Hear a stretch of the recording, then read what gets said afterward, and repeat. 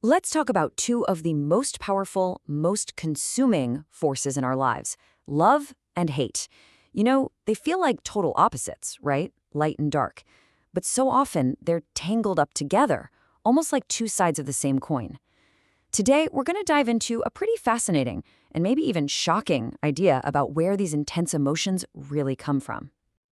I mean, have you ever really stopped to think about this? How is it possible for someone you completely adored, someone who was your entire world, to suddenly become the one person you just can't stand?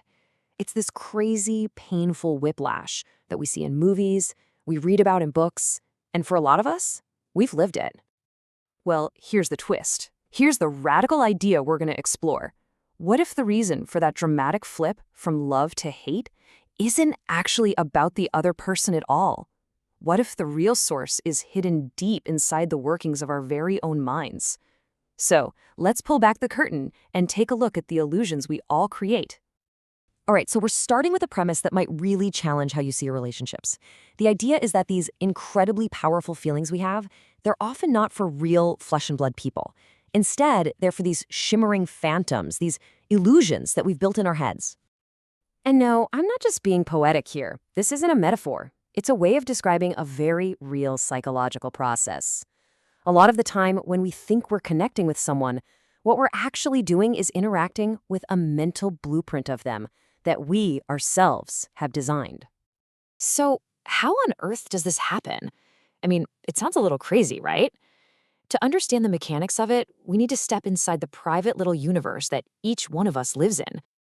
Imagine for a second that you're living inside a bubble, your bubble, and everything inside it, the colors, the sounds, the rules, is built from your unique life experiences, your memories, your secret hopes and fears.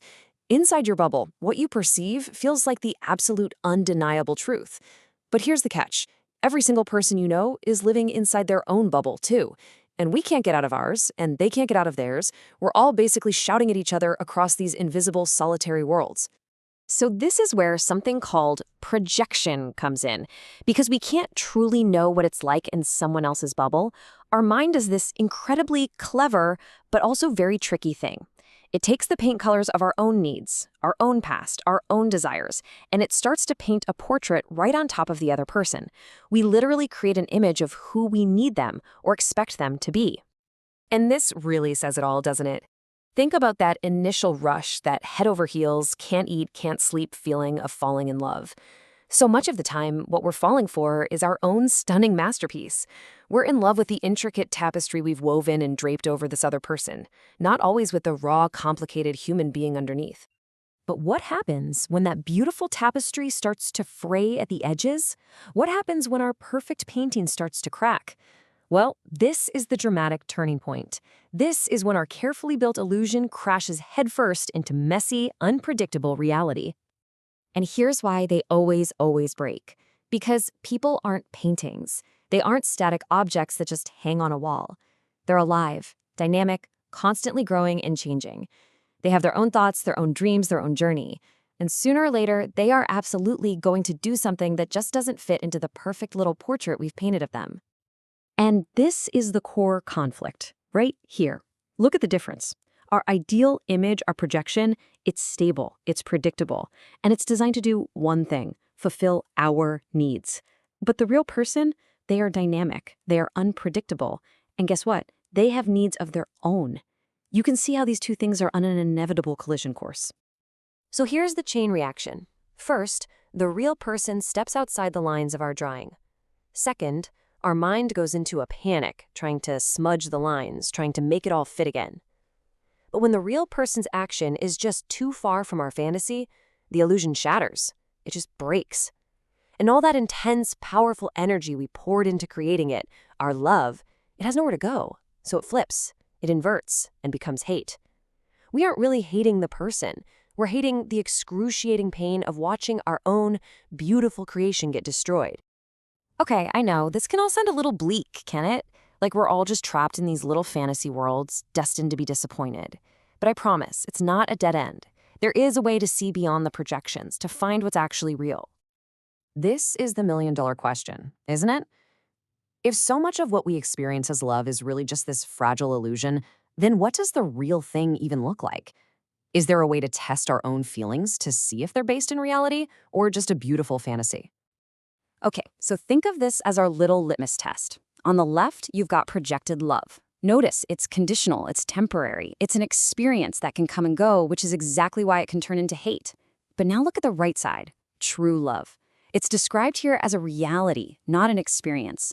Its nature is permanent, it's static. And here's the ultimate test. It cannot be lost or changed, any more than your own existence can be lost or changed. One is a roller coaster that leads to suffering, the other is a foundation that leads to peace. And this leads us to the final and honestly the most powerful realization in this whole journey, the search for true love. It's not about looking out at the world at all. It's about turning our attention all the way around and looking inward. You know, we spend so much of our lives searching for it, trying to find it in another person, trying to earn it, trying to hold on to it for dear life. But what if that entire search is based on a completely wrong idea? This is it. This is the profound shift in perspective. True love is not some prize you win or a thing you acquire. It is the very essence of what you are. Just think about it for a second. That simple feeling of being aware. The feeling of I am. It was there when you were 5 years old. It's here with you right now listening to this. It is the one constant, unchanging thing in your entire life. The idea here is that true love is identical to that fundamental awareness. It's not an emotion that comes and goes with the weather. It is the very ground you stand on. So the ultimate point is this. You are not a person who needs to go out and find love. You are love. You are existence itself. It's your default setting, your factory settings, the absolute truth of who you are underneath all the mental noise and all the illusions.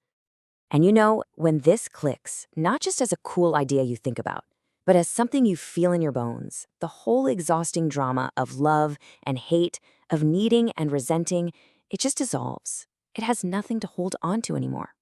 And what's left behind is this deep, profound peace, a state of pure, unbroken bliss. So I'll just leave you with this to think about.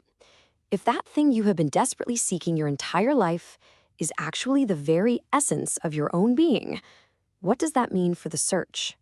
What changes when you finally stop looking for love and start living from it?